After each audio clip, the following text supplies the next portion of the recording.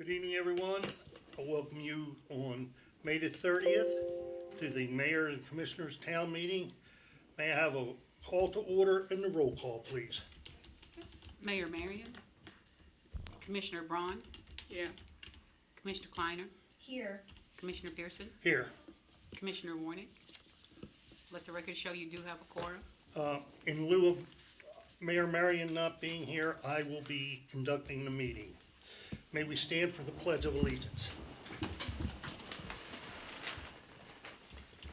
I pledge allegiance to the flag of the United States of America and to the republic for which it stands, one nation, under God, indivisible, with liberty and justice for all. If we'll bow our heads for a moment of silence as we follow this Memorial Day, we should thank all of our service people and see that they stay in God's hands and out of harm's way. Also our first responders and all of our police departments. Thank you. Okay. Tonight's meeting will be somewhat different. We do have a young man from the Boy Scouts here, and I've already informed him that could be a long meeting, and that he can contact me afterwards on a different time. Okay, I need a motion to suspend the mayor's and commissioners' meeting for the purposes of opening up the public hearing for proposed changes to the Town of Rising Sun zoning code. Do I have a motion? So moved. Second.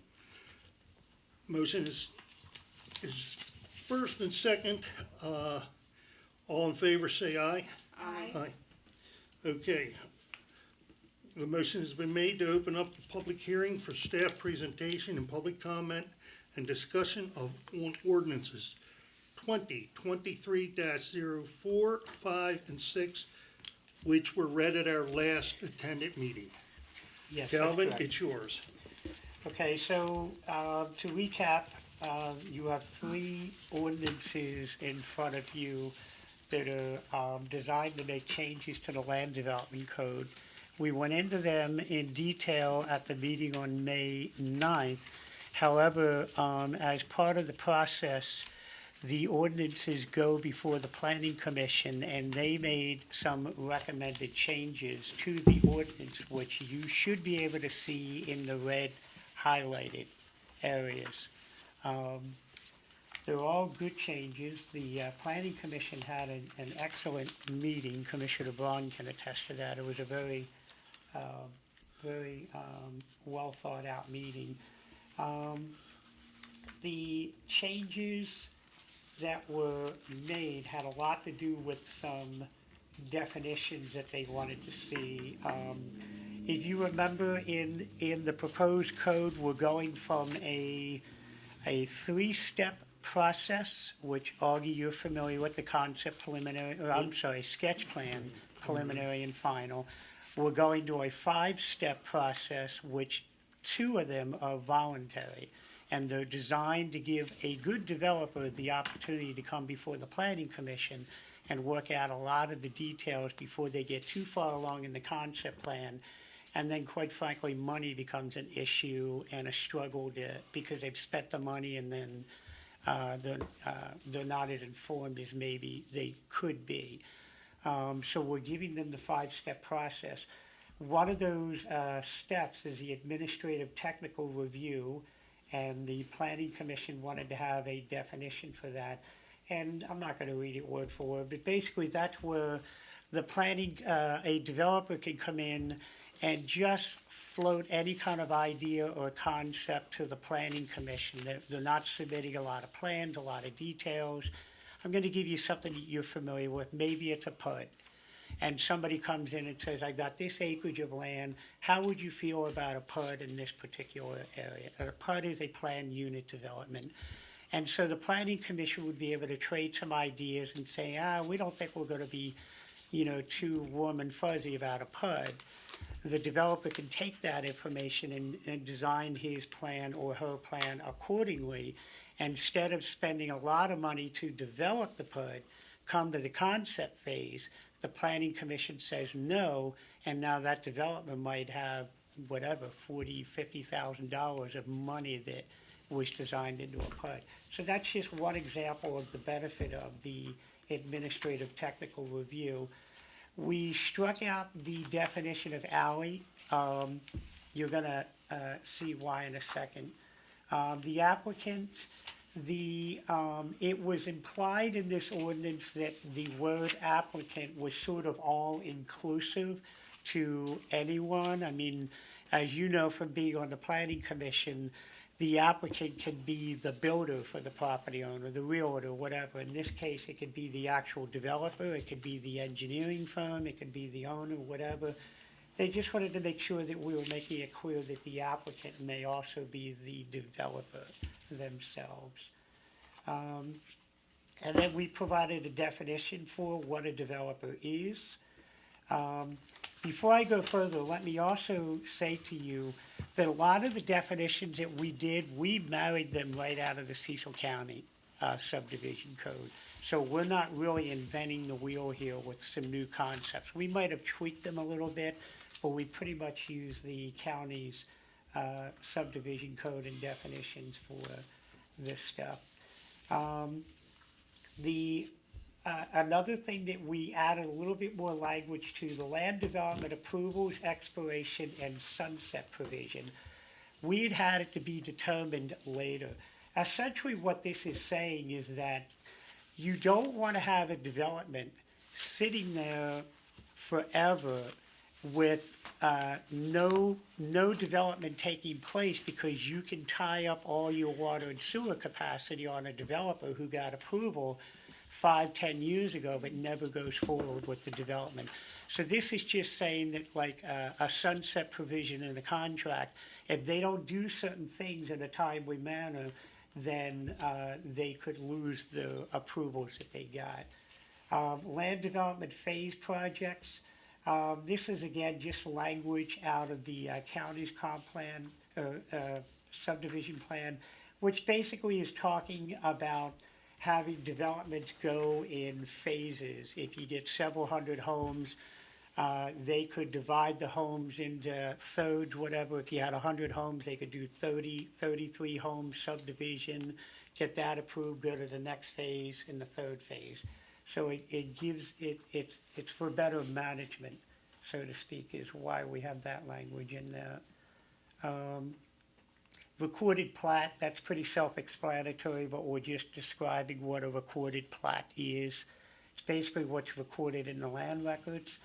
We also got involved in some right-of-way language to clean that up a little bit on what a right-of-way actually is. And this was born out of the fact that in my research on right-of-ways, believe it or not all communities sort of call them, look at right-of-ways equally. Some actually use a right-of-way as to describe a street itself. And others talk about the right-of-way being, it could be the street, it could be the sidewalk, it could be the sewer line, the water line, the stormwater line. So different communities use it different ways. We just wanted to clean up that language in here on how we're determining it. The other thing is we made some changes on the right-of-way for the future, and we eliminated item number 1, but we actually just moved it down to the next definition. But a future right-of-way is a right-of-way established to provide future access or passage across, under, over, or through. The other way people use right-of-ways, Commissioner Pearson, you can probably relate to this, we often talk about easements, a water and sewer easement. Some communities use the definition of right-of-way to explain the water and sewer line. Okay. And we call it an easement, so to speak.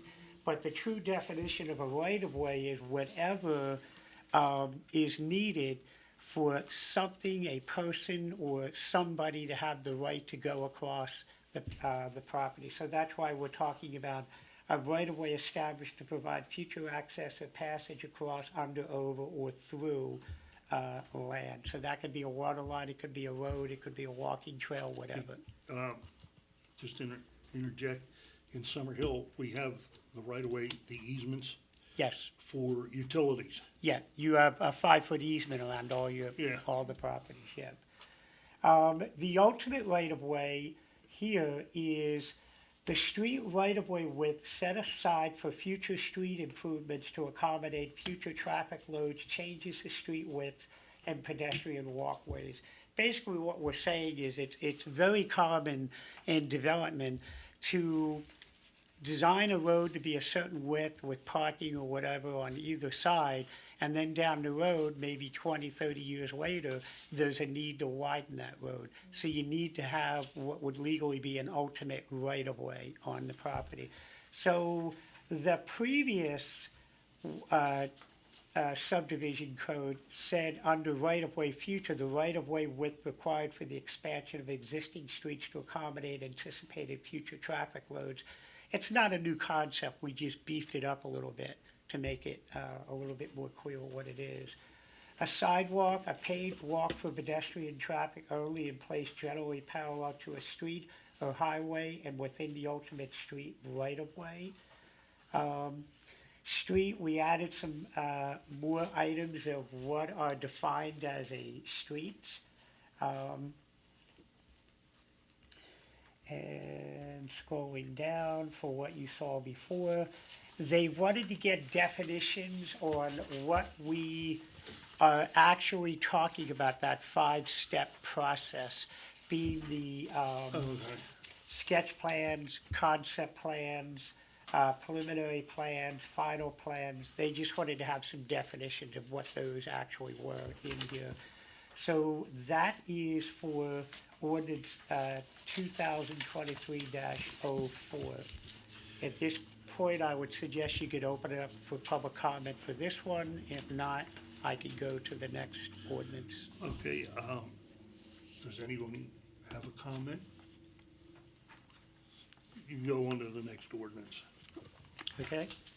So the next one in the packet is ordinance 2023-05, and this is again making changes to chapter 11 of the town code, the subdivision regulations.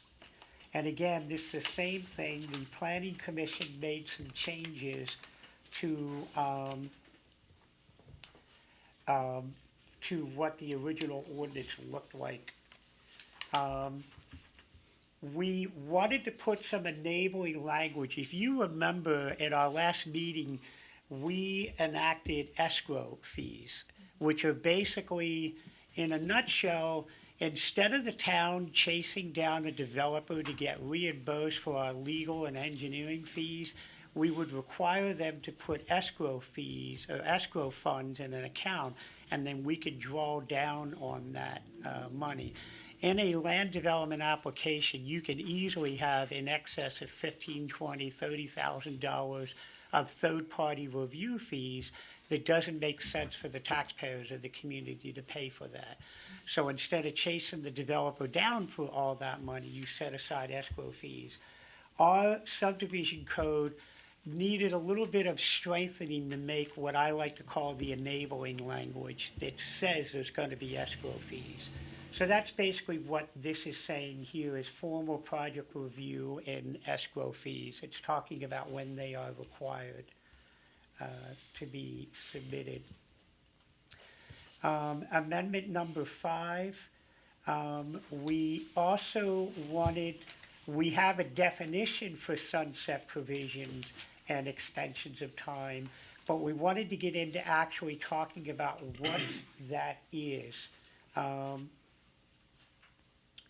So in this one here, it looks at the sunset provisions from a couple different angles. And so it reads, land development approvals are tied to commitments of resources and allocations on the part of the town that can prove to be problematic for the town and inhibit the town's economic growth due to the commitment allocation of town resources to an inactive development project. Therefore, all development recommendations and approvals shall have an expiration date known as a sunset provision as follows. Duration of land development phase approvals. Any approvals or recommendations secured from the town at any phase of the land development and subdivision review and approval process, as detailed in section 400 above, shall become null and void if the applicant does not submit a complete and approved application to the Planning Commission within 6 months of the last phased approval, unless an extension of time for just cause is granted by the Planning Commission. So what that's saying is if somebody goes through the concept plan and then a long period of time expires, we don't want them waiting a year, 2 years to go to the next phase. We want to keep everybody moving. So if they don't file a new application or the next phase application within 6 months, there's a sunset provision unless they come back and say, hey, we ran into some issues, we need a little bit more time. So that's one portion of the sunset. Administrative review and final subdivision approvals. Final approval secured as part of the administrative review, minor or major subdivision process shall become null and void if a final plan plat is not submitted for proper signatures and recorded among the land records of Cecil County unless an extension of time for just cause is granted by the Planning Commission. We have historically some plans that people thought were approved, but they were never recorded in the land records. And we sort of, in the past, have gotten caught with having to acknowledge those plans and let some of those projects go forward. We want to get recorded plans in a timely manner. If you don't record your plans, then there's going to be a sunset provision that activates there. Item number 3, failure to commence or complete construction. Final approval secured as part of the administrative review, minor or major subdivision process shall become null and void if these projects are not commenced and completed as follows. Administrative review and minor subdivision. Now, I want you to bear in mind, administrative review is where you're doing like the Pizza Hut or something. It's a small property. It doesn't go through the Planning Commission. It's an administrative review. So the varying degrees of the criteria that's triggered is based upon how extensive the review is, what we're talking about. So under administrative review and minor subdivisions, if the projects are not commenced and completed within 2 years of final land development plan approval, all roads, stormwater, and public utilities must be installed, operational, approved, and dedicated, and all dwelling units and buildings proposed to be completed and approved for occupancy. Again, we're talking about a single building or a minor subdivision, which is 4 residential homes or less. So 2 years gives them plenty of time to do that. For major subdivisions, within 2 years of final land development plan approval, all roads, stormwater, and public utilities must be installed, operational, approved, and dedicated, and 25% of all dwelling units, buildings, and tenant spaces complete and approved for occupancy. So again, if you've ever driven, in different areas, you might see the whole road system built in there, but no houses have been built. If you don't have the right mechanism of a sunset provision, somebody can take what used to be, beautiful farmland, build that road and subdivision, and then wait 10 years for whatever reason to build the houses. So we want at least 25% of what is supposed to be built to be built. We want to see progress in that scenario. And that's within 2 years. Land development phase projects, land development and subdivisions approved by the town as phased development shall have all roads, stormwater, and public utilities installed, operational, and approved, and 25% of the dwelling units and buildings of that phase complete and approved for occupancy within 2 years of the start of each phase. So if somebody's building 400 homes, but they're doing the first phase is 100 homes, they got to have 25 of those homes done in that first phase. Final project completion and dedication. Within 5 years of final land development plan approval, all roads, stormwater, and public utilities must be installed, operational, approved, and dedicated, and all dwelling units and buildings proposed to be completed and approved for occupancy. So again, we don't want the final 2 or 3 houses because they moved on to another project there to do something else. And we want all that stuff buttoned down and completed within 5 years. Developers' rights and responsibilities agreement and extension of time. The above sunset provisions may be modified by a developer's rights and responsibilities agreement between the town and the developer. The mayor and commissioners may also grant a reasonable extension of time if the developer presents satisfactory evidence that difficulties have prevented the work from being initiated and/or diligently pursued, and the request for an extension is submitted in writing prior to the date of expiration of the approval. The mayor and commissioners are permitted to apply reasonable conditions on any extension of time. The town administrator shall give written notice to the developer within 30 days of the date of expiration of the final approval's sunset provision. Any construction which occurs after notices from the town administrator shall constitute a violation of this chapter and shall be subject to the enforcement remedies of this code. So again, when you're looking at a big project, there's lots of things that could delay the project.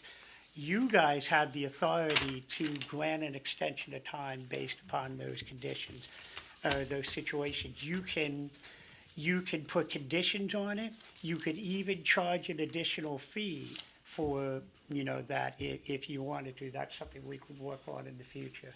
So that's ordinance 2023-05.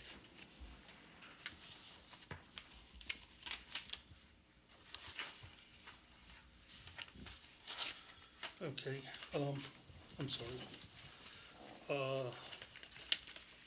Any questions from the public about that? Hearing none. Calvin, let's proceed. Ordinance 2023-06. This is a modification to the Appendix A of the subdivision code, which basically is a table of things that have to be presented to be reviewed before they can go before the planning commission. And there were a couple tweaks made to this, and those are highlighted in red. I'm going to rotate this around so it can be viewed easier.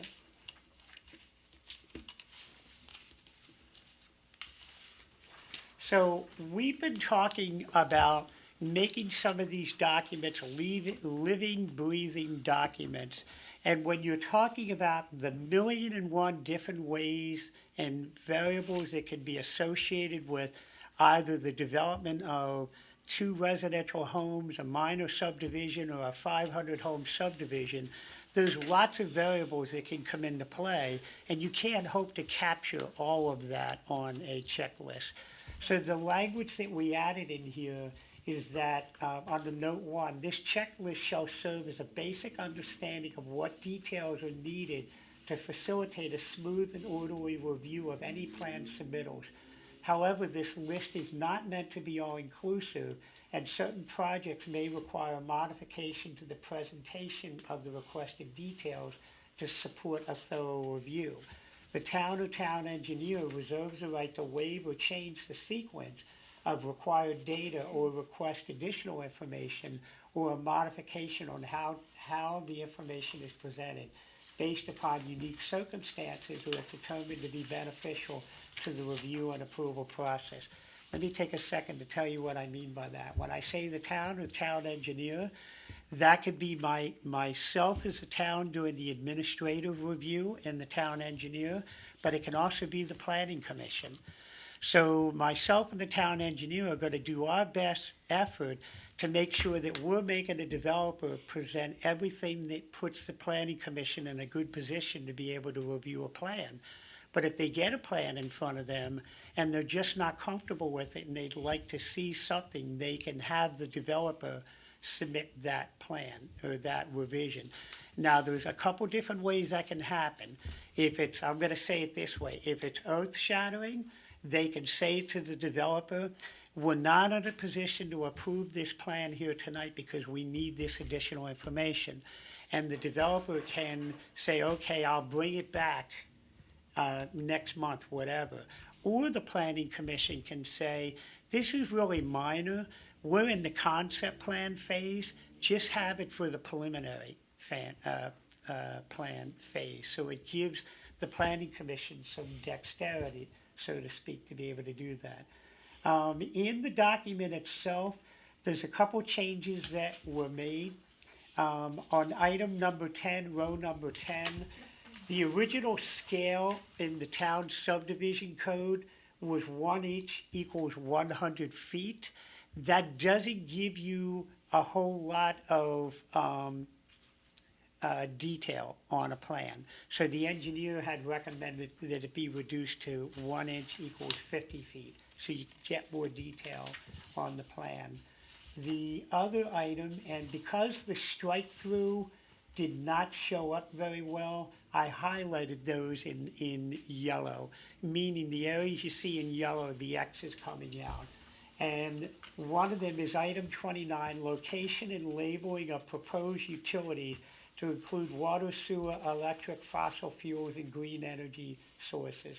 So in other words, it's been, the engineer has said you really don't need that on the sketch plan on either a minor subdivision or a major subdivision. You can pick that up on the concept plan.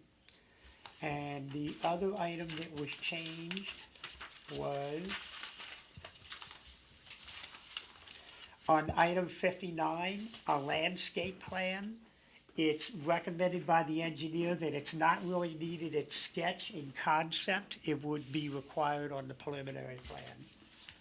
And I believe, and then we have a new note 3. We're sort of operating, I'm not gonna say it's outdated, it's not outdated, but what we did here is attempt to cover the various types of agreements that the town can enter into with a developer. Commissioner Pearson, you remember we always operated under a public works agreement there. Well, over the years, as we've sort of been out of the game of development, the rest of the world has realized, well, you can have an adequate public facilities agreement and you can have a developer's rights and responsibilities agreement.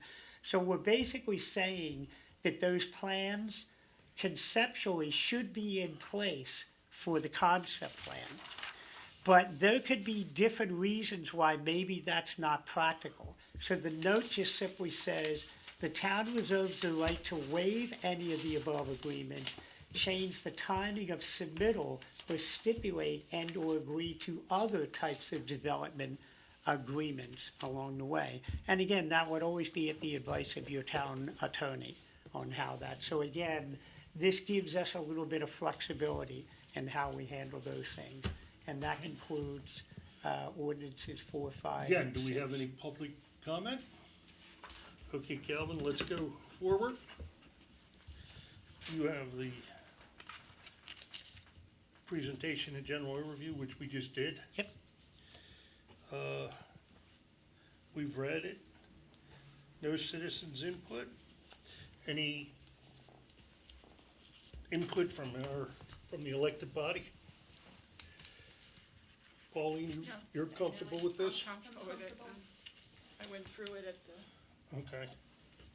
planning and zoning. Can we pull Jay up again? Yes.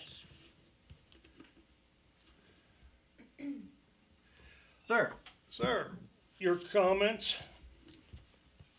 I've reviewed all of these with Calvin, and as he indicated, they're all related, they're all kind of complex, but they all will serve as your starting point. He indicated very briefly, but as you know, you really haven't had any development. We've talked about it, and we planned for it, we started and we stopped. So all of this is like the plan, right? The theory. And we'll see how the theory works when we actually have one go through it. So this is our best effort going forward, but don't be surprised if we have to make some modifications. But that'll come through the planning and zoning? Yeah, I would imagine you come through them or through Calvin, basically saying, hey, we've had this situation we didn't anticipate, and now we got to deal with it a little differently. But this is the modern way, and we know how to do it. And I guess I can't think of the last one. You haven't had a development since I've been here in 2008. So, that many years. You're right. The last development was Brian's Grace. Mhm. So, okay. Any questions to Jay? All right, Jay, thank you for that. May I get a motion to adjourn the public hearing? Motion to adjourn the public hearing. Second. Okay. The public hearing is closed. May I have a motion to reopen the mayor's and commissioners' May 30th, 2023 town meeting? I make a motion to reopen the mayor and commissioners 30 May 2023 town meeting. Second. Since there's three of us, they're approved. Okay. Consent agenda. That's what we have before us from the public hearing and town meeting on May 9th. Are there any changes or objections to that? If not, may I have a motion to approve it? I make a motion to approve the consent agenda for May 9th, 2023. Second. Okay. All in favor, say aye. Aye. No nays. Motion passes. Okay, executive session reports. For, Calvin, you want to bring us Yes. up to date on that? Yeah, basically, as required by law, we have to read into the record that you folks had two separate executive sessions. The first one was May 9th, and that was called for at the end of the town meeting. So this report is just slightly a little bit different. So the record of that meeting, it was held on May 9th. It started at 8:45 p.m. There was no motion to open the meeting because it continued from the town meeting. There was a motion by Commissioner Pearson, seconded by Commissioner Warnick, to hold an executive session. The reason for the executive session was to consult with counsel to obtain legal advice. Persons present at the meeting was the town administrator and Jay Gullo, the town attorney. There were no action items taken at the meeting. There was a motion made by Commissioner Warnick and Commissioner Pearson to seal the minutes of the meeting. That motion passed 4-0. There was a motion made by Commissioner Warnick, seconded by Commissioner Pearson, to leave the executive session. That motion passed 4-0. There was a motion made by Commissioner Kleiner, seconded by Commissioner Braun, to adjourn the meeting. That motion passed 4-0, and the meeting was adjourned at 9:30 p.m.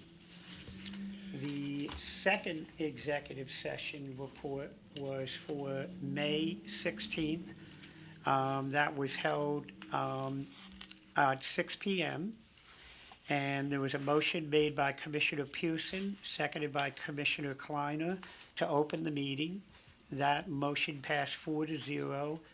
Present were Mayor Travis Marion, Commissioner Braun, Commissioner Kleiner, Commissioner Pearson, and Commissioner Warnick. A motion to hold an executive session was made by Commissioner Warnick, seconded by Commissioner Pearson. That motion passed 4-0. The reason for the meeting was to consult with counsel to obtain legal advice. Persons at the meeting were the town administrator, Jay Gullo, the town attorney, and Francis Peterson, the town police chief. There were no action items taken at the meeting. There was a motion made by Commissioner Pearson, seconded by Commissioner Warnick, to seal the minutes of the meeting. That motion passed 4-0. There was a motion made by Commissioner Warnick, seconded by Commissioner Pearson, to leave the executive session. That passed 4-0. There was a motion made by Commissioner Warnick, seconded by Commissioner Braun, to adjourn the meeting. the meeting adjourned at 7 PM. So that concludes the reporting of the executive sessions. Thank you, Town Administrator. At this time, do we have any public presentations? Anything to say? Having none, we'll move on. Unfinished business. Ordinance 2023-04, the subdivision code and intro and definitions, Town Administrator. Well, we did the public presentation. You folks can move forward with adopting them if you so choose. Do we have a motion to, Yes, I make a motion to adopt ordinance number 2023-04. Second. okay? All in favor, say aye. Aye. Motion passes. Need a motion for 2023-05. Make a motion to adopt ordinance number 2023-05. Second. Okay, all in favor of the motion, say aye. Aye. Aye. Aye. Motion passes. Ordinance 2023-6. May I have a motion? I make a motion to adopt ordinance number 2023-06. Second. All in favor, say aye. Aye. Aye. Aye. Motion passes. Okay, that takes care of that. New business. Stevens Preserve MOU. I believe, Jay, you're going to brief us on this? I am. So I believe you all have a copy of the draft. And we talked about this in general a few meetings ago. So we've gone to general to draft with the goal being at your next meeting some type of adoption.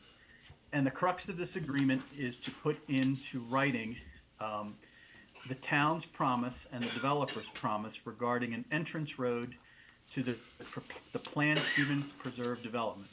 And the entrance road would go across property that the town owns.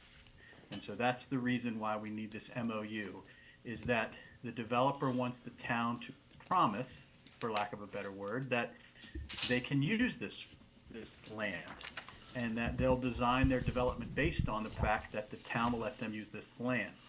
You can see from their point of view, they do not want to do the entire design and then find out that the town says, oh, well, we're not going to let you use our land to come across.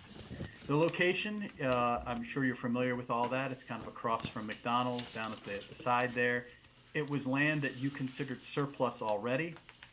The actual mechanics of how the road would connect are beyond what we need to discuss, but there would be a road and then there would be some land left over that the town would still own when the road is done. So that is the key. This is in response to the fact that the town had expressed concerns for many years at this point about the traffic impact that Stevens Preserve would have on its downtown on the road connection as it was planned back then. So it was going to pour out all the traffic through the downtown section, through your square, and so this would alleviate that. So that is what this agreement does. There are some blanks in that agreement because one aspect of what we have to work out is after you come off the state highway across your property, then you get to the old railroad right away before you get to the Stevens Preserve property. And currently, the old railroad right away is owned by the county. And it was supposed to be transferred to us under the Rails to Trails program.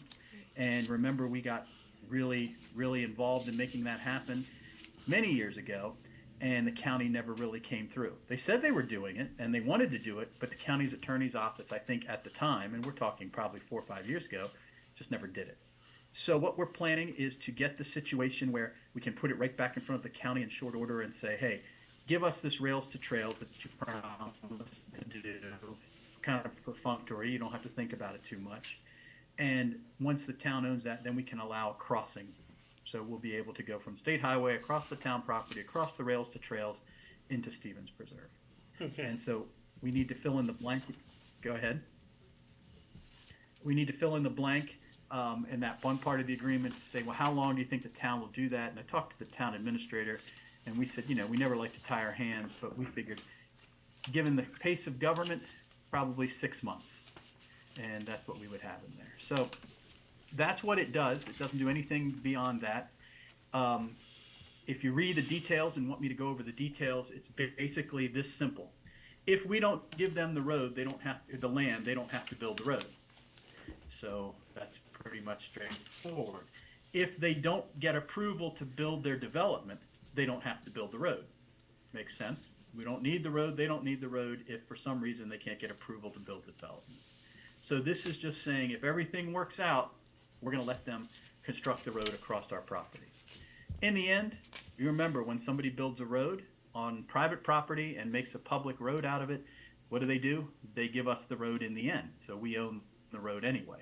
So this really isn't, it's kind of the cart before the horse, but everything ends up back in the barn. So, any questions? No questions. Can I have a motion that we adopt the memorandum of understanding? So moved. Seconded. All in, any comments from the commissioners? No comments. Okay, all in favor, say aye. Aye. Aye. Motion passes on the Stevens Preserve MOU. Great. And we will add the 6 months into the blank there and move forward. Thank you. Jay. Thank you. Kelvin, Yes. resolution 2023-05, 2-hour parking limits on East Cherry Street. Yes. You wanna go over that with us? Yes, so this, as you recall, is born out of a lot of complaints that the police department and the town have received, and I believe some of the elected officials have received, regarding the parking issues on East Cherry Street between South Queen and, my brain's fogging over what, South Walnut, I guess it would be, in there. So we've had complaints about vehicles not being able to safely travel the road between those 2 points because of a lot of cars parked for long periods of time on one or both sides of the street. We've also had problems with one side of the street, some of the properties there having multiple vehicles, and they try to jam them into their driveway and they end up blocking the sidewalk. So this basically is a resolution that would put a 2-hour time limit for parking on both sides of East Cherry Street, and also make it very clear that vehicles are not permitted to block the sidewalk itself. If you'd like, I'll read the salient points into the minutes. No, you, go ahead, Kelvin. Okay. So resolution 2023-05, 2-hour parking limit East Cherry Street and blocking sidewalks. Skip down to the 5th whereas here. The police department has received numerous complaints and concerns regarding the safe passage and conveyance of vehicles along East Cherry Street between South Queen Street and South Walnut Street. Whereas the police chief has been monitoring the issues and has concurred that the safe passage of vehicles and pedestrian traffic is negatively impacted by the parking of vehicles along this portion of East Cherry Street, and that steps should be taken to limit this parking of vehicles to a 2-hour time limit to help alleviate some of these concerns. And whereas it is also noted that vehicles parked in certain driveways and alleyways along East Cherry Street are extending out into the pedestrian sidewalk area and forcing pedestrians to have to walk in the street instead of the sidewalk, which is in violation of section 302.3.3 titled Prohibited Use of Sidewalks of the town's property maintenance, minimum housing, and quality of life code. Therefore, let it be resolved that the Board of Commissioners, based upon the recommendation of the Rising Sun Chief of Police, hereby authorize the appropriate steps to install 2-hour parking limit signs along both sides of East Cherry Street between South Walnut Street and South Queen Street, and to step up enforcement and removal of vehicles and other obstructions in the public sidewalk area. And be it further resolved that the Mayor and Commissioners of the Town of Rising Sun passed, approved, and adopted this resolution, and we're gonna make the change here to the 30th day of May, because our last town meeting, was postponed till tonight. Okay. So that's the, resolution. Commissioner Pearson, let me just also add, the way we wrote the property maintenance code many, many years ago, we granted authority of the police department to be able to enforce that. Okay. Meaning, as the chief will, although it doesn't really apply here, the police department, chief, correct me if I'm wrong, has limited ability to enforce codes on property itself. You can do the highway Correct. and stuff. So in anticipation of that, many years ago, we made the police department able to enforce our property maintenance code. Yes. Okay, can I get a motion on resolution 2023-05? Make a motion to adopt resolution 2023-05. Second. Okay, motion and second. Any comments? My concern with this is, what about the buses between 7 and 9 and 2 and 4? One of the problems we've had is that they couldn't get by. And I don't think that addresses this. And essentially, they can still be parked there and doesn't alleviate the bus problem. May I? Yeah. I believe with current code and enforcing driveway entrances and distances from a corner where your sight lines are, where you can stop, it reduces the number of parking spaces that will be there. Then adding the 2-hour time limit should reduce the number of vehicles that are out on both sides of the road. So you feel comfortable that this is going to? I feel comfortable that this is our best. Sufficient. This is our best, attempt at fixing the problem. Okay, any other comment? No other comment. Okay. All in favor? Aye. Aye. Resolution 2023-05 passes.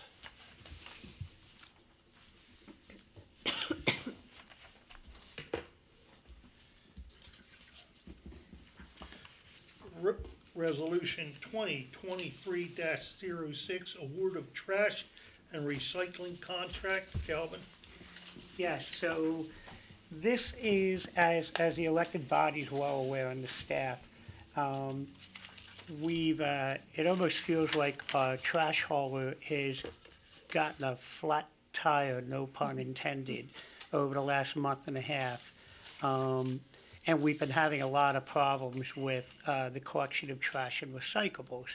Part of that is because the current hauler that we've actually had as long as I've been here, you can argue, you can constructively say it is the same hauler, because when I came here, there was a hauler that was bought out by the current hauler that we have here. So we've had essentially the same people since, before I came here in '08. We put out a bid, as you're aware, for the collection of trash. That hauler chose not to do a bid. We only received one bid on the project, and we rejected the bid, and because the price was just too high. And we then modified our approach and then just secured pricing for the trash and recyclable collection. Before we read into salient points, I think it's real important to make sure that everybody understands just how concerning this whole collection of trash and recyclables is becoming in our society. I've had conversations with other town administrators of Cecil County, and they've all recognized and have really been hit hard by significant price increasing. So, for instance, we were currently operating at an annual cost of $173,856 to have all the trash and recyclables collected in the town of Rising Sun. When we put it out to bid, the pricing that came back was for $513,270, an astronomical increase. And to put that in perspective, the trash and recyclables are part of the real estate tax. There's no extra charge for the trash and recyclables. We balance, I always say, we balance our budget every year with basically less than $20,000 of surplus. And although our real estate values are going up, our real estate values this year only yielded about another $42,000 of additional real estate revenue. You can see by this pricing, you know, we were gonna go from $173,000 to $513,000, and just an ungodly, unmanageable cost. And the other communities are facing the same situation. However, we did redo the way we were getting the pricing, and we went back to some haulers, and we got some updated pricing. So this resolution here tonight, if you want me to read it into the minutes, will be to approve the trash contract with a new hauler. Okay. So I'll skip the first couple boilerplates. It's Resolution 2023-06, a resolution to award the trash and recycling contract for fiscal year 2024 and beyond. Whereas the town provides for the collection of trash and recycling for certain properties within the incorporated limits of the town of Rising Sun, and whereas the town is currently completing a service contract with Waste Management and a monthly combined trash and recycling collection cost of $16.08 per collection point for an annual cost of $173,856. Whereas with the current contract set to expire on June 30th, 2023, the town has secured pricing for the collection of both trash and recycling over a 4-year period from various regional trash and recycling haulers as follows. Trash Tech presented a monthly combined trash and recycling collection cost of $47.50 per collection point for an estimated annual cost of $513,270 and an annual escalating factor of 8% per year.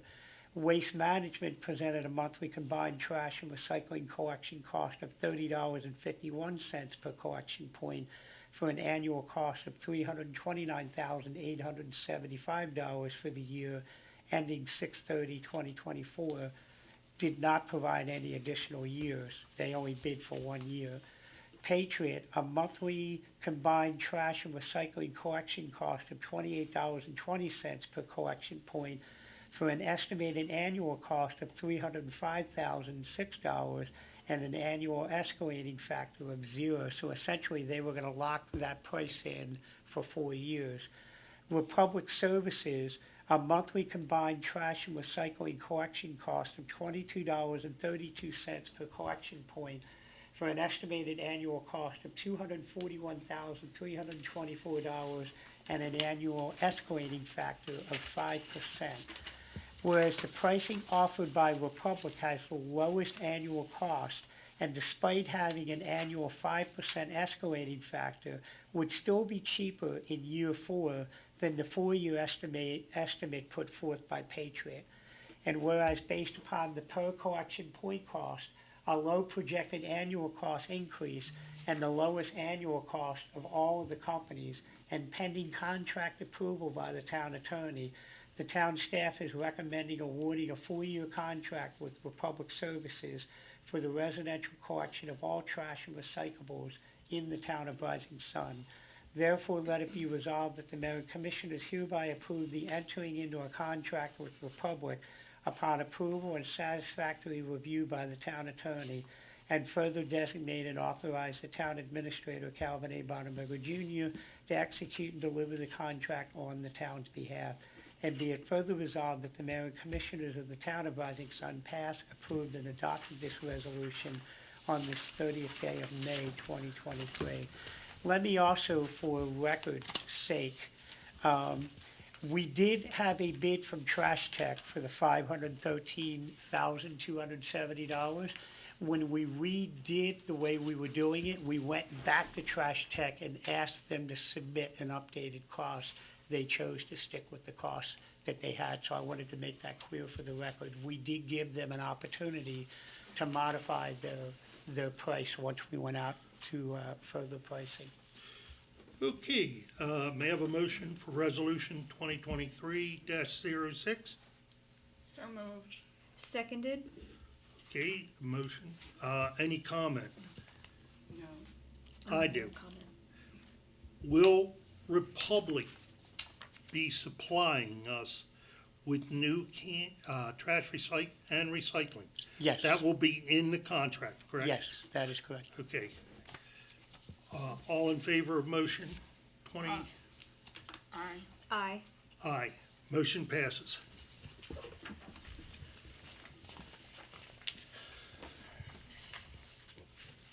Okay, resolution 2023-7, Circuit Rider Program Grant Writer. So, Commissioner Pearson, if you remember actually last year, the town approved us partnering with Perryville under the Circuit Rider, Town Manager Circuit Rider Program is what the official title was for it. But the state has since expanded the program for other types of circuit rider positions. In this case, we're talking about a grant writer. The town of Rising Sun and Perryville did not get selected in the last funding round. And what we've been told is there is only $500,000 allocated to the entire state. And there are several smaller communities that rely on a lot of this funding to have town administration or town administrator positions. So there isn't really a whole lot of opportunity for new applicants to get involved. However, in discussions with the town of Northeast in Charlestown, who are part of the Circuit Rider program, they have graciously volunteered to open up the program for Perryville, Rising Sun, and Port Deposit to join into this program to share the services of a Circuit Rider grant writer. Now, you're going to see in some of the details, this is not a 30, 40-hour a week position. We're talking about each community getting the grant writer for 12 hours a week. There are some grants in talking to the town of Northeast, because my instincts were some of our grants require a lot of coordination with the engineering firm. There's a lot of details in it. And she described it as they sort of, under this program, they go for the low-hanging fruit in that situation, because 12 hours is not enough to do some of the more sophisticated grants. But I think this gives us all an opportunity to see if we want to bring on a grant writer in the future. And all of the towns, the town administrators, we've been meeting and discussing this in trash removal. We're going to be coming back to our respective elected bodies in the future with sort of co-op opportunities for maybe all the towns invest a little bit more money and we get one or two grant writers that move between the towns. Instead of one town hiring a grant writer for 40 hours a week and, $60,000, $70,000 a year, and you're looking for work, we can all pull our resources together and sort of create a network of grant writers. Same thing we're looking to do with the trash hauling. I'll report back to you in the future about those concepts. So that's basically what this resolution is. If you'd like, I'll read it into the minutes here. So I'll go to the fourth whereas. The Maryland Department of Housing and Community Development administers and manages the Maryland Town Manager Circuit Rider Program, which provides financial assistance through grants to small cities and towns to build their administrative capacity and to hire professional staff to work as a circuit rider to multiple towns, assisting with specific municipal functions and activities. And whereas the department is providing funding for salaries and fringe benefits for fiscal year '24, July 1st, 2023 through June 30th, 2024. And whereas the mayor and commissioners of the town of Rising Sun agreed to partner with the town of Charlestown, the town of Northeast, the town of Perryville, and the town of Port Deposit to secure a circuit rider position for fiscal year '24, July 1st, 2023 through June 30th, 2024. And whereas this program can be used to secure the services of a grant writer and to share the services and costs associated with the circuit rider, to provide grant writing services for all of the participating towns, and to meet the specific needs of each of the individual participating towns, with each town having access of a grant writer for 12 hours per week, part-time basis. And whereas the mayor and commissioners of the town of Rising Sun have agreed to provide a $3,000 matching contribution to the program for fiscal year 2024, and whereas the applicable law, regulations, and department requirements necessitate approval of a resolution authorizing participation in the Maryland Circuit Rider Town Manager Program by each individual municipality. Therefore, let it be resolved that the mayor and commissioners of the town of Rising Sun, Maryland hereby agrees to participate in the Maryland Town Manager Circuit Rider Program with the town of Charlestown, the town of Northeast, the town of Perryville, and the town of Port Deposit, and for the purposes of securing a part-time grant writer as described. Be it further resolved that the mayor and commissioners of the town of Rising Sun passed, approved, and adopted this resolution on this 30th day of May, 2023. The $3,000 contribution actually provides, and here's the thought, Charlestown and Northeast were sort of bounded by the amount of money they could get from the state and the amount of money they were putting forward. And I believe off the top of my head, they got approved for roughly, I think, $60,000 of money from the state, and they each matched some money towards that.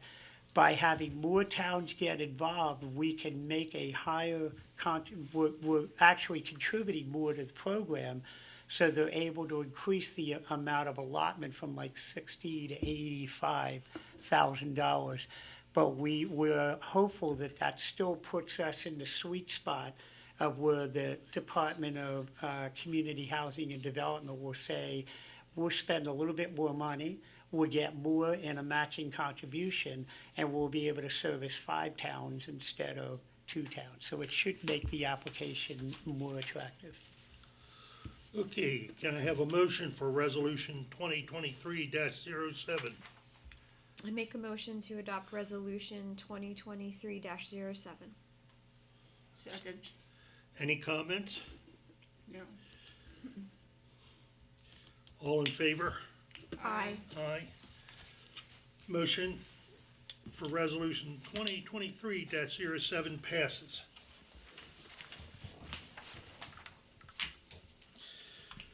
Resolution 2023-08 fiscal policy. So Commissioner Pearson, this is a resolution titled 2023 Fiscal Policy Manual Updates Fuel Gas Cards.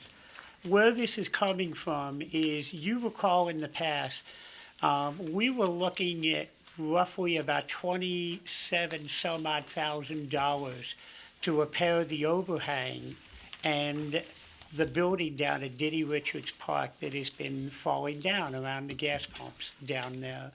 And we put out to bid for, to have a provider to fill that tank. And the pricing came back a little high, and Judy did a great job of weeding through the leaves to some degree, and even finding out that in many cases we were probably not getting any kind of real value in having a contractor come in and do it. So she came up with a great idea of us basically using WEX cards or fleet management cards, whatever. And they would be issued to each of the employees that has a town vehicle, Public Works, Police Department, myself. And you would use that card at any gas station to fill up the vehicle. We believe that the pricing that we're gonna get on the Wex card is probably going to be cheaper than what we were getting having the fuel brought in. It'll give us the ability, and we are gonna be challenging our employees, you're gonna see in the resolution, to shop the cheapest price, not just pull up to a gas station and buy it because it's there, so to speak. And we're gonna save, in excess of 20 some odd $1,000, because we're basically gonna get rid of the fuel tank, tear that little building down and not spend all that money just putting an overhang over top of the fuel pump. So resolution 2023-08, if you'd like, I'll read that into the minutes. Yes. Please. Let me just say that the first couple whereas for people that are watching, that's the enabling legislation in our town charter or our town code that give the elected body the authorization to do what they're doing. It's boilerplate language, and we typically skip over it, but I just wanted to mention that. Whereas Chapter 2 of the Code of Ordinances of the Town of Rising Sun, Article 9, titled Fiscal Policy, Section 9-901, titled Development of Fiscal Policy, authorizes the Board of Commissioners to establish by resolution a fiscal policy document detailing the standards, rules, and guidelines for the proper documentation and management of the town's finances. And whereas the Town of Rising Sun previously adopted such fiscal policy on June 22nd, 2010, and later made changes to the policy by Resolution 2022-19, adopted on September 13th, 2022. And whereas the Mayor and Commissioners wish to update Section 7 titled Town Credit Card and Internet Purchases of the town's fiscal policy to establish rules and regulations regarding the issuance and use of fuel gas cards.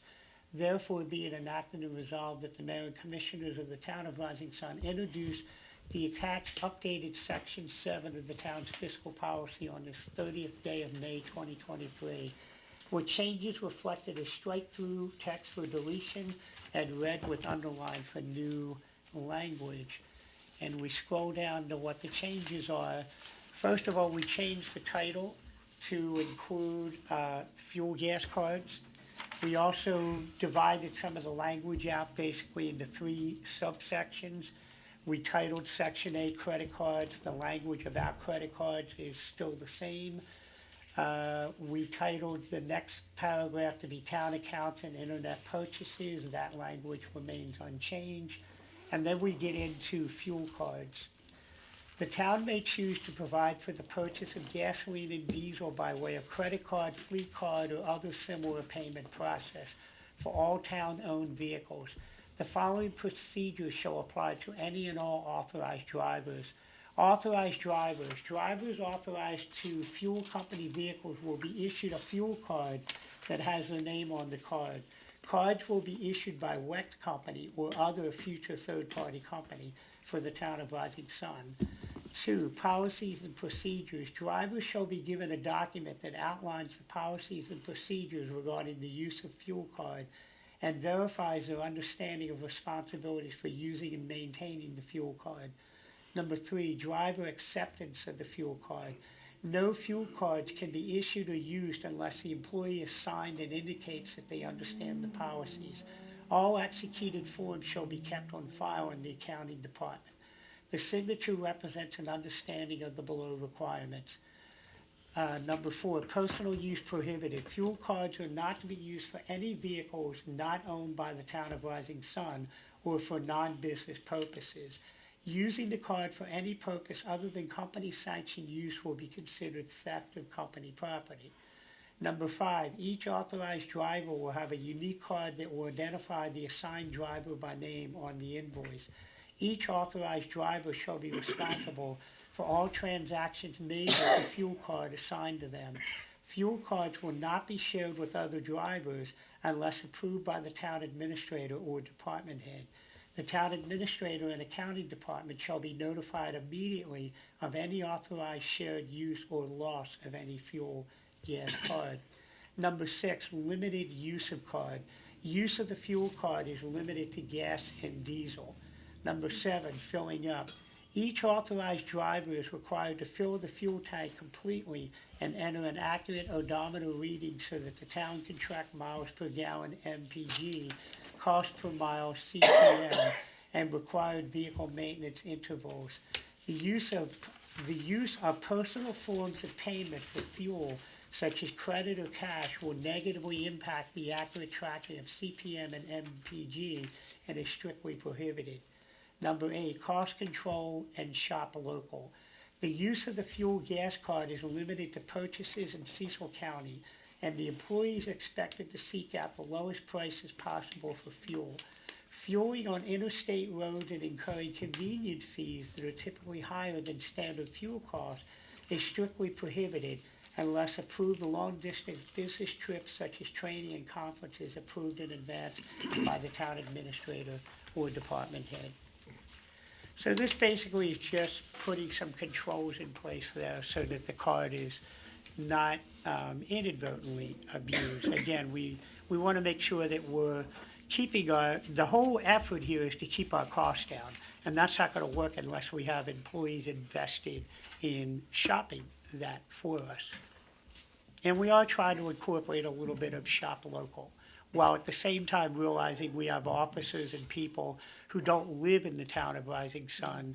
They're located elsewhere, and they could hit a gas station on the way in through Cecil County. Okay, can I have a motion for resolution 2023-08? So moved. Seconded. Any comment? I do have one question. Calvin, in number 5, the last sentence, the town administrator and a county department shall be notified immediately of any authorized shared use or loss of any fuel gas card. Is that intended to say unauthorized shared use? Well, again, what I was trying to accomplish here is, look, it's going to happen where an employee's going to forget their fuel card. And so if it's a police officer, for instance, I want them to notify the chief of police to say, hey, I forgot my card, I'm going to fill up. Right. Public Works the same way, you know, and we still have to resolve what card we're necessarily going to use for when we're filling up gas cans and stuff like that. So we still got to figure those things out. Okay. So we're allowing it to be shared, but we want the department head to be aware that it's being shared That and makes have the sense. ability to regulate that. Okay, thank you. Thank you. Calvin, just a point. With what you just said, we should probably have one general card that you would have to get from the office for the purchase strictly of the additionals, Right. gas for the mowers and things like that. Because otherwise you lose your Yes. control ability. Yes, you are correct. Okay. Let's take the vote. All in favor of, say aye. Aye. Aye. Aye. Resolution 2023-08 passes.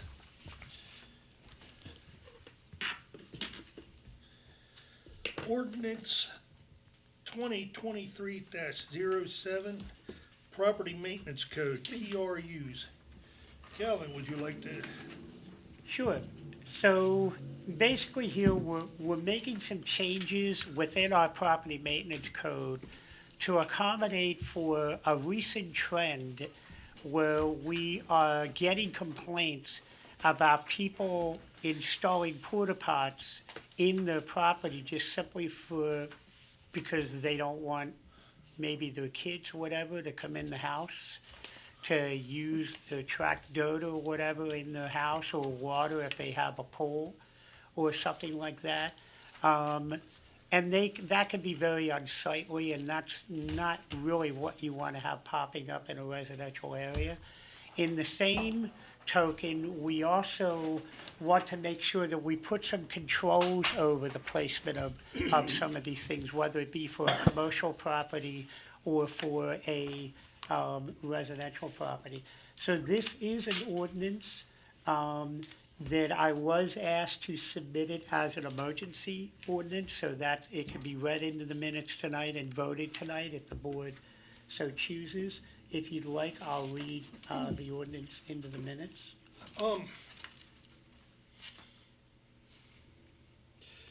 Yeah, I guess you're gonna have to read more of it than we could probably skip all of the Yeah, I'm gonna skip the boilerplates to boilerplate. section one. Yeah. Cause it is a little bit of a lengthy one. Yes. So all you, again, it's a standard boilerplate of enabling language that talks about the code that's being modified and the codes that allow the elected body to modify such code.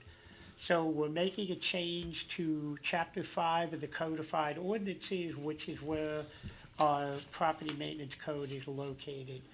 And so the first change, and I see there's a typo here, the sentence shall be modified by changing the reference to edition 2023-01. I think my brain froze over what I was typing there. That's supposed to be 2023-01, so we'll make that change there. Oh, I'm sorry, it's supposed to be 2022-03, and we're gonna change it to 2023-01.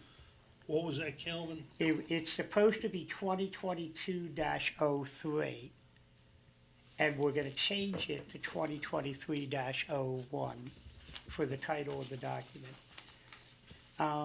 Amendment 2, we're creating a new, actually, I'm sorry, we're adding a definition in chapter 2 of this property maintenance code. And a portable toilet, we often refer to them as porta pots. Portable toilet is any type of portable or self-contained toilet, outhouse, or restroom facility. It is sometimes manufactured of molded plastic and used as a temporary toilet for construction and/or large gathering and events. These units can be moved around by one person, some by mechanical equipment such as a truck and/or crane. These units may contain a hand washing sink, integral non-hazardous liquid waste holding tank, sanitary fixtures, shower, toilet, and/or urinal. These units do not require the connection to any permanent water or sewer infrastructure and are completely self-contained. So that's the definition. And then we're adding the third amendment to that property maintenance code is in chapter 3 titled General Regulations. We're adding a new section 313 that's titled Portable Restroom Units, where the acronym is PRU. So 313.1, use and placement of portable restroom units. No portable restroom unit, PRU, shall be constructed, erected, or placed upon any property without first obtaining a PRU permit from the town of Rising Sun for each PRU and paying the required fees as described in the town's fee schedule. All PRUs shall comply with all town code provisions.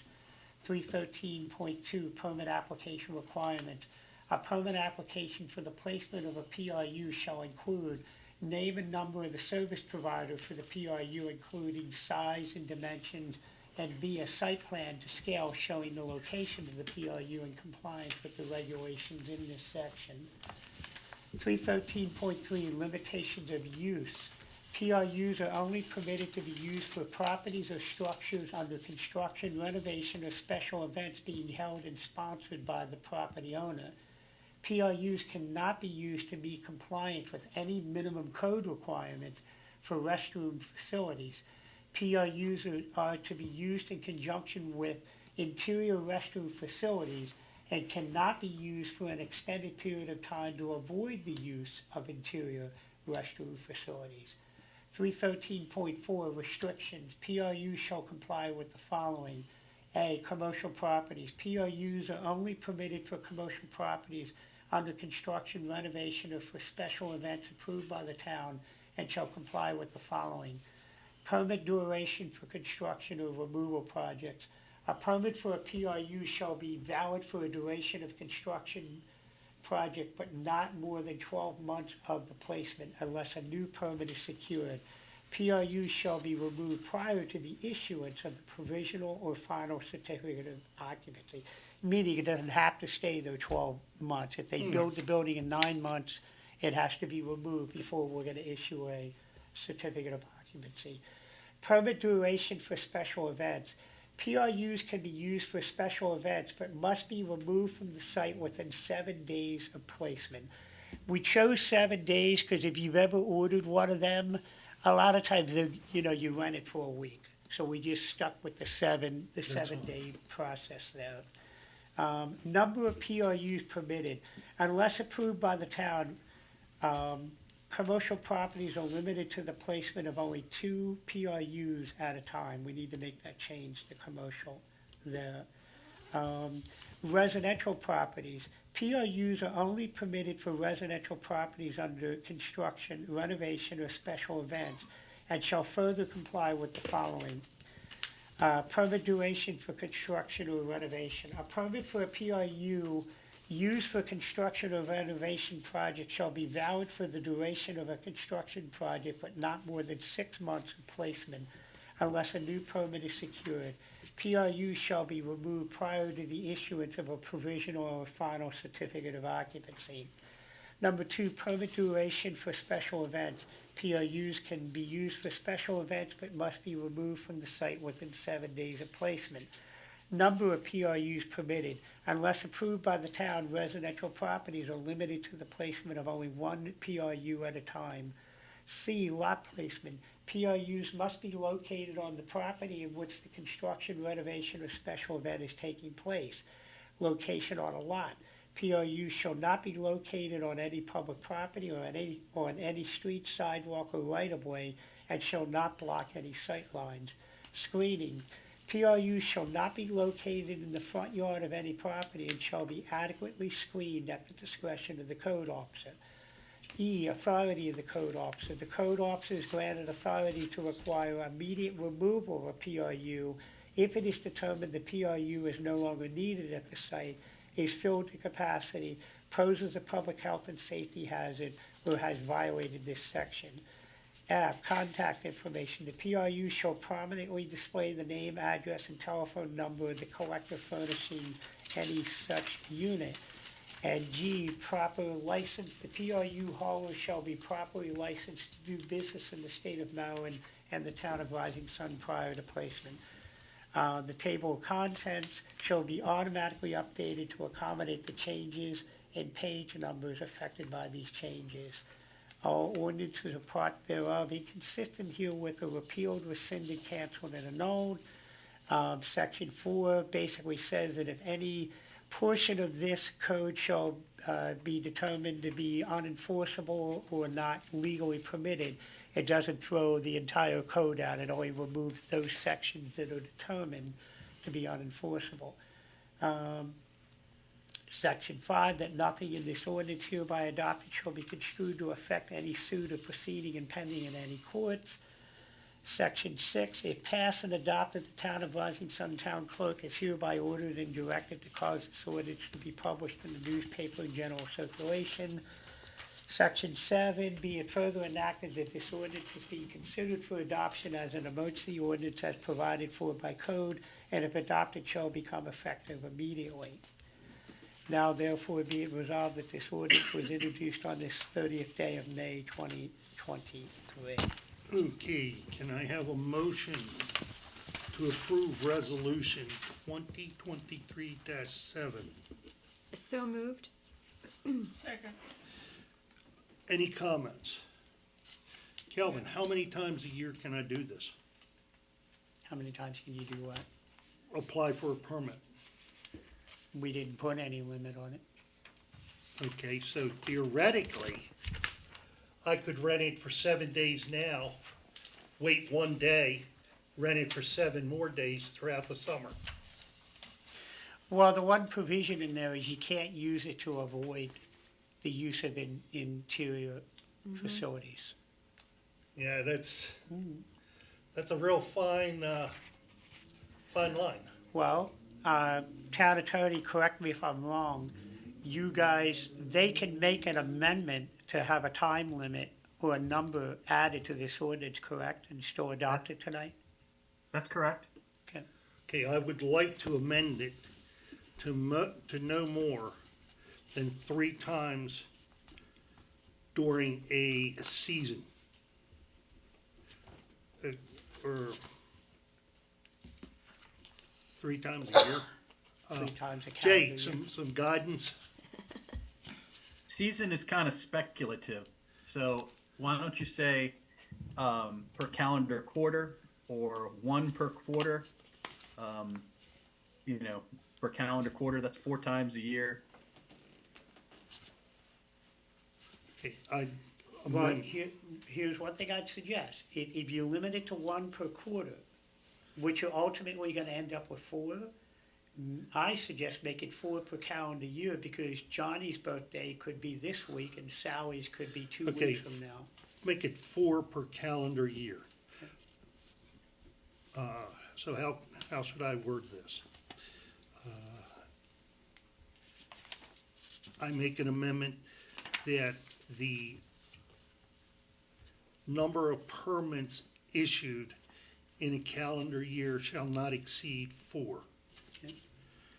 Does that work for you, Jay? Yep, that's perfect. Okay. Could I suggest something? I know I'm just here as a visitor, and I apologize. But if you're looking at wanting to make sure that it's spread out, I would put a rolling 12 months. Because if a person, in using the theory you were using, if you said in a calendar year, is the calendar going to start January to December? Is it going to be a fiscal year? I would be looking at it and thinking, you want it in a rolling 12 months, right? Calendar year typically means January to December. December. Yeah. So a person could, in essence, December and January do the same thing. Yeah. I don't know. I don't know that there's a, Well, that's no different than somebody doing it in April and then coming Yeah. back again and doing it in May. that's true. Yeah, Because Johnny's birthday was one day and Right. Sally's was the next month. I think that as the amendment was described, that 4 times in a calendar year. 4 Is this times in a sufficient? calendar year. Any discussion on that issue? No. Okay, I make, No. a yes. Oh. Yes, sir. Is this limited to residential or is that commercial as well? Uh, Like for example, his sponsor is the American Legion and they host events. Okay. Commercial is somewhat different than this. This is more directed to the private homeowner type of situation. So that we don't have, the commercial falls under a different category altogether, actually. This is mainly for residential, or am I wrong? What I would suggest is your amendment would be put in section B for residential. Okay, Because it's broken down into section A is commercial and section B is residential. then we can pass it tonight, but will you bring it back to next town meeting with the correction, please, sir? For the, well, Where we place it? Or do we need to, my impression of what you were doing is you were approving it with an amendment that residential permits be limited to 4 What in a times? calendar year. 4 times per You calendar would year? approve that, I make the change, and Okay. that's All right, We're the good. ordinance. are we ready to vote? Yes. Okay.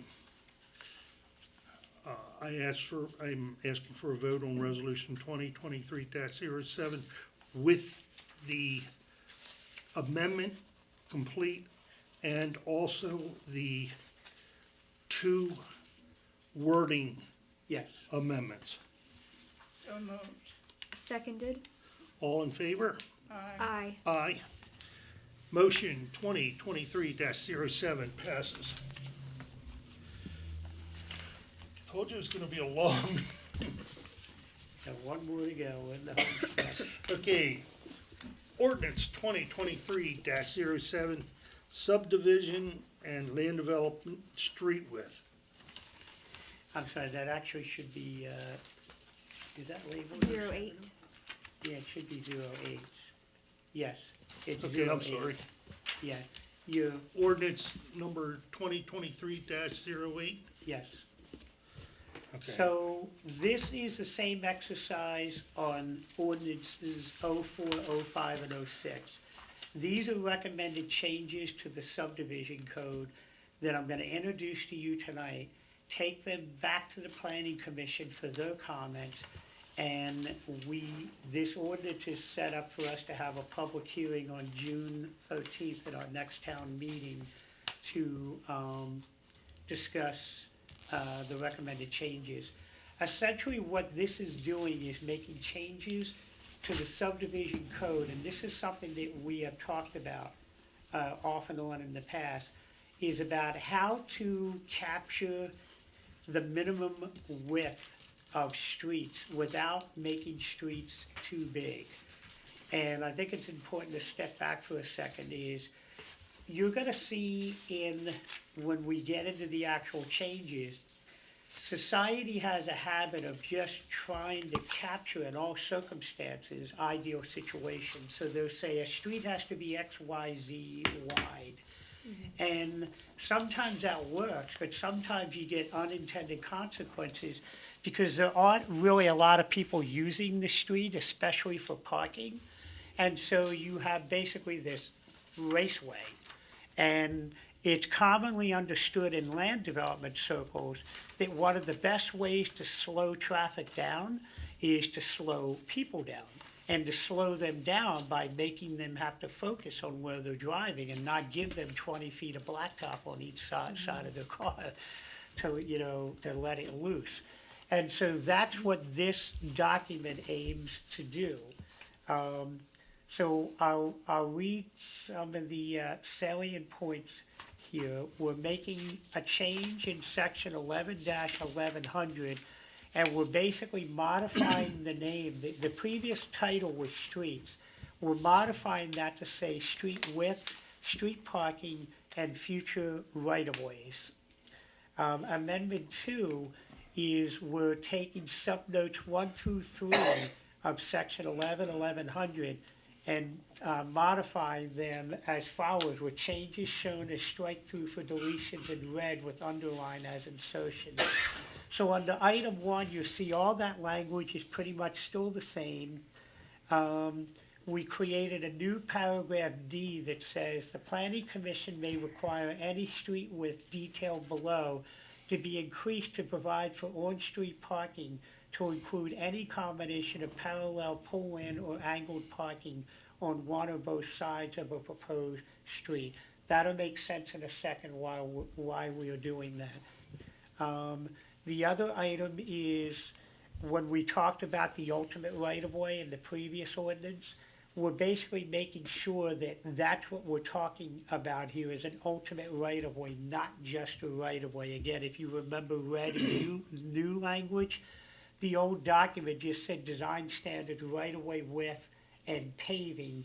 We're adding language, street paving width to that to make it make sense.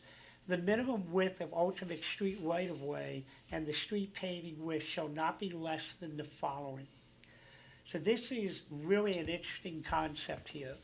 So in this, you're going to see where we change minimum width right-of-way to minimum ultimate streets right-of-way, and I need to add a T there. And the other column is minimum street paving width in feet with 3 notes underneath it. So in this column, this was always set out to say, remember we talked about being able to widen the road, we have to create a right-of-way width.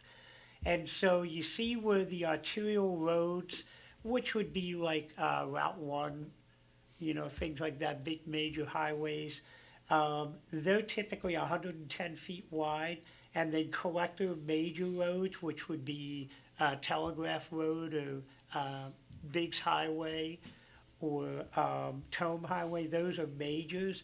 Instead of us setting those widths, the roads are typically not under our jurisdiction, so we're just saying per SHA or county standards in there. And then the minimum street width, we're just leaving that the way it says, 48 feet and 44 feet. This is where it gets interesting here, is we are keeping the minimum right-of-way widths in here, but we're doing something a little bit different regarding the paving. So let's take a minor collector road. A minor collector road was required to have paving, which is curb to curb or road curb to road curb, of 36 feet wide. But if nobody parks there, that creates the situation where you've got a road 36 feet wide, paved surface. A car, for rule of thumb, is 8 feet wide. You put, 3 feet in between each car when it passes each other, you've got a lot of highway to tear up and down the street. And so the idea here is to say that the minimum width of the road, if no parking is provided on the road, will be 26 feet wide, with the idea that a safe travel lane is 11 feet in each direction, 8 foot for a car, some space in between, and fire trucks are typically 9 feet wide. So we basically said we're gonna go from 9 and 8 being 17 feet to 22 feet as a minimum. And if the developer decides to allow parking on one side or both sides, they have to pave the road an additional 8 feet wide. So if a development is being designed with satellite parking, and you see it in a lot of newer developments where people don't want that parking out front, there could be a pull-in driveway but a satellite parking somewhere. Well, if our code says the street still needs to be 36 feet wide, but there's no parking out front, you have all this pavement here. And if you remember at past meetings, I talked about the opportunity to sort of create an a la carte menu with a developer that as long as they meet what we need them to meet, we give them some flexibility in how they design their community. If they want to make it really attractive and not have parking out front, then they provide satellite parking, but they don't have this ridiculously large road which costs a lot of money and cuts into their ability to create the satellite parking somewhere. So when you go through the entire exercise, you'll see the minimum width of these roads. And you start to get some smaller ones with what a lane is. And a lane typically ends up being like the road leading to a cul-de-sac is generally construed as a lane. And so when a cul-de-sac is only allowed to service a certain number of houses, having a paved surface of 18 feet is sort of consistent with, we went from 22 to 18, but if they want to put parking, and I'll use the example of Ryan Drive, where they have parking on there, if they're going to have parking out on the street, then they have to increase the paved 18 feet, another 8 feet to provide for the parking. And so you follow down the list, and alleys are what are behind the townhouses in Maple Heights. And an alley can be 16 feet wide unless they're going to provide 8 feet of additional paving on each side that parking is provided. So here are some caveats to it. Note the first number represents the minimum travel lane and prohibits parking on either side of the road. So when we look at local road, here I'll highlight that. When we look at local road, we're saying that 22 feet does not allow parking on either side. If they want to have parking, they got to add 8 feet on each side that they want to provide the parking to. Item 2, additional paving lane width. Additional lane and paving width may be necessary in intersections to accommodate turning maneuvers of heavy vehicles such as buses, trucks, etc., without interfering with each other. It is therefore required that all intersections involving either major roads or commercial or industrial roads shall be checked for the need of additional lane and paving width The procedure for determining these additional requirements will be in accordance to the Town of Rising Sun's engineering design and specification standards. So basically what that's saying, if you look at Maple Heights, that road coming out, when you have those two cars on that narrow street, it might not really be conducive for a truck to be able to turn in there or to pull out, especially when the right side of Maple Leaf Drive is set aside for commercial and could have tractor trailers being, coming in and out of that development. And so you want to, although you're saying the paved road can be 22 feet wide, the planning commission and the engineers still have the ability to make that portion of the road be wider to accommodate the additional truck traffic. Item number 3, the 8-foot set aside for parking assumes parallel parking on the street. Pull-in or angled parking, if permitted or required, must provide additional paving width to the travel lane to accommodate this type of parking. So you can have, and the mayor's not here, but we saw it on an alley behind some houses in a development we went to look at, where they didn't have parallel parking in the alley, they had diagonal pull-in parking. So if you're gonna do that parking, then you would have to have additional paving for that. And then we're gonna add the following definitions to Article 2 of this code. If you remember, you adopted ordinance 2023-04 that had definitions. We're just saying we're gonna add those definitions to that article in there. Again, there's some language here garnered from the county's road code providing average daily traffic. ADT, average daily traffic, is a way of determining the width of a road, what it needs to be, if it's gonna be a minor collector road, a lane, a local road, whatever. Here's a definition for a major collector road, a minor collector road, a cul-de-sac, deceleration and right turn lanes. We talk about being able to do that, but we don't have a definition of what it is. Your local road, a lane, and it also talks about the intended speed limit for those types of roads, whether it be 10 to 15 miles an hour, 20 to 25 miles an hour, your definition for marginal access road and travel lane. So the one thing I want to double back with you on, if you recall in a previous meeting, we talked about in that column that had ultimate street right-of-way, we originally had language in there that said the paved surface plus an additional 7 feet on each side for a right-of-way.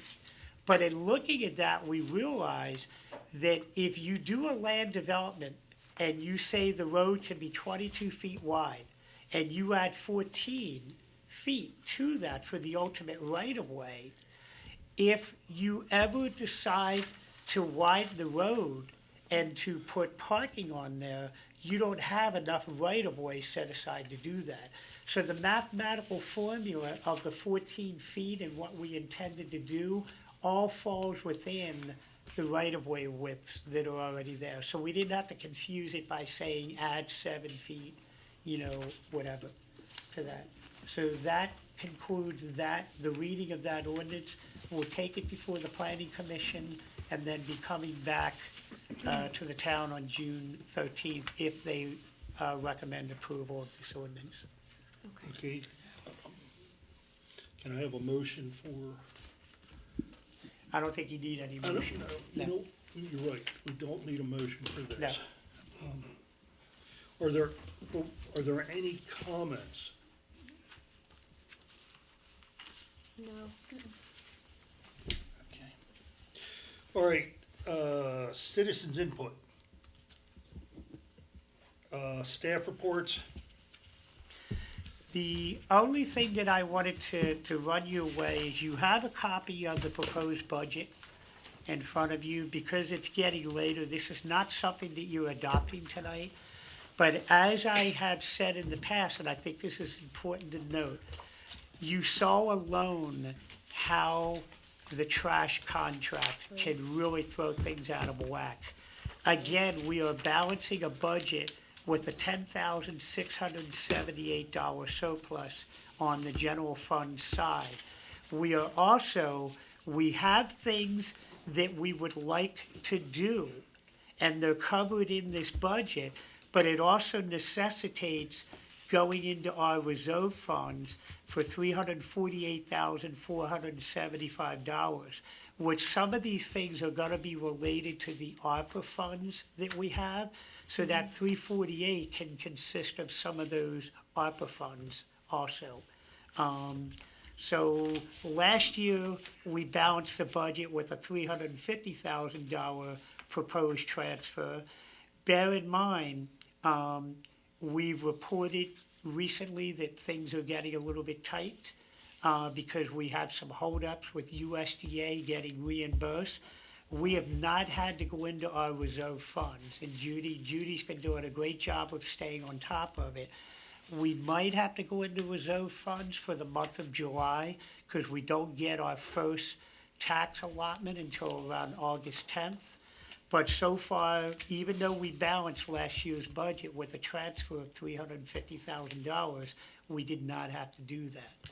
And yet we've still provided a lot of amenities and services, but the point I wanted everybody to take away from is that until we start seeing some of this development, I've always said, we're trying to sell hoagies on hoagie prices from 20 years ago here, because we don't have enough new investments coming into the town. So we've been able to expand our services, but we're gonna run out of runway at some point in time. This year's not the time we're gonna run out, but that's why this development is so important, and getting people to invest in the town of Rising Sun. Judy, is there anything you wanted to add to this? Okay. Chief? I've got just a couple things, I'll be quick. First, there looks to be a light at the end of the tunnel with the vehicle situation. As you remember, Ford would add and drop and add and drop. I was able to secure 2 vehicles, and we should have them within by the middle of June. So that will alleviate that problem of chasing down vehicles, and I believe they were actually a little cheaper than what we had first thought. Secondly, the municipal lot will close on Friday at 7 p.m. for Sunfest on Saturday. Again, it's closed Friday, 7 p.m. Sunfest is Saturday. The lot will remain closed until approximately 5 or 6 o'clock on Saturday. The notices have gone out a week ago, and they will go out again on vehicles in the lot, and the lot should be posted here shortly. That leads to Saturday. The Sunfest and Sunfest Parade is Saturday. If you have business in the town of Rising Sun, that's great, but be prepared for some detours to get where you're going, because we will have a major event here in the center of town. And that's my report, unless there's questions. Hearing none. Town attorney? 2 things tonight to wrap up. As I started the meeting before we were on the record, Friday is the first Town of Rising Sun's tax sale. The background to that is that we are having our own tax sale for one delinquent property that is seriously in arrears. We worked out an agreement with the county that we will do the tax sale, so that is going to occur at 9 o'clock at Town Hall in your council meeting chambers. For people to bid on this property, they must be registered by the close of business tomorrow, and there's a form they got to fill out with all the necessary information. So if they don't register by the end of tomorrow, then they can't bid on Friday. The opening bid will be the taxes due to the town, the interest, the fines, and the county taxes and interest. And so that is the starting bid, and the starting bid is like $1,080,000 and some dollars. You don't even need to worry about the rest after that. So that is the starting bid. So if anybody wants to register that's watching this, that will be the starting bid, and then it can go from there. And the price is due at noon on Friday. Gee, So- I'm about $1,000 short, Jay. I know. If it were only that, right? So anyway, we're going through the motions because this is what you have to do this. But that's what's going to happen on Friday. So it's going to be an event, but I think it's going to be a non-event, and then we'll go from there. So that's item number one. Item number two, I am disappointed the mayor is not here because I want him to ask me what he always asks me is what is the status of the cable franchise. And so I almost don't want to say because I feel like I want to wait for him to ask. But so the cable franchise agreement, I have a draft ready to go. And what Calvin and I have talked about is the fact that we cannot find any chapter in your code where it deals with cable. Judy got me some information where commissioners from long ago adopted the franchise agreement, and they adopted an ordinance to do that. But most towns and counties have a chapter in their code that talks about cable franchise and all the boring details that are in there. So coming to you soon will not only be the cable franchise agreement that the mayor wants, but also an ordinance that will adopt a new chapter of your code to deal with it. So we're making super progress. Please pass that on to him. If we ever see him again, I'm sure he'll be here by Saturday. Right, very good. Commissioner That's all. Peterson. I'm sorry. Jay, are you finished, Jay? Yes, I am. Okay. I did have one thing, this is a good place to bring this subject Okay. up, and that's the fact that our trash and recycle pickup days will change. It will go from Friday. The trash will be picked up on Tuesday. Recycle will be picked up on Thursday. Their plan for any necessary recoveries will be on Thursday if they were to inadvertently miss someone. And then customer service is going to be natural like it's been in the past. It'll be handled here at Town Hall. You'll start seeing us a little further down the road staging. They're going to answer your question, they are bringing totally new cans. Every person will get a new trash cart and recycle cart.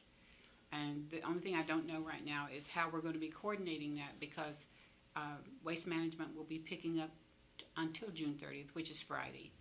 And then we will be looking to see how they're going to manage picking up their cans and getting them out of town as we're putting out new cans for everybody. Well, thank you, Judy. I just hadn't gotten to you yet. You were next. Well, that's all I do. I don't want to hold us up, but we've had a All right, great meeting. Judy, the holiday schedule's the same too, isn't it? No, it actually pushes on holidays. It will just move forward one day. They move all their people forward. So if it's supposed to be picked up on Tuesday, it's not going to be moved. It's not going to be like it is now and moved to Saturday. If it's supposed to be picked up on Tuesday, it will be picked up on Wednesday. If it's going to be Thursday, it'll move to Friday. So But it is just, it the same days? I'm sorry. I thought you had said it's the same days. It's the same list of holidays. They don't Oh, recognize the every same holidays. They have the same holidays. Yeah. Okay. Oh, I'm sorry. I misunderstood what you were saying. Okay, we do not have a mayor's report because the mayor's not here. Commissioners' reports. Commissioner Braun, I have no report. Commissioner Kleiner, I have no report. Commissioner Pearson, no report. Commissioner Warnick's not here. Okay. Board of Zoning Appeals and Planning Commission schedule, subject to change. Planning Commission meets the first and third Monday of each month, thereafter unless holidays. Board of Zoning Appeals scheduled as needed. Upcoming events. Sunfest is Saturday. Please be advised that there will be traffic congestion and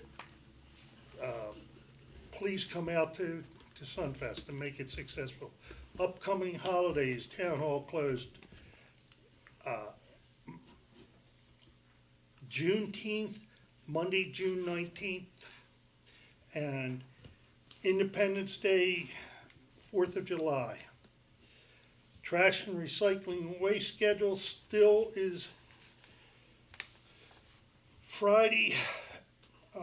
Yard waste is collected Monday, holidays collected Tuesday. Trash and recyclables Friday, unless it's a holiday, and I think we just passed our last holiday with them. Are there any other comments from the board? Can I have a motion to adjourn? I make a motion to adjourn. Seconded. The meeting is adjourned.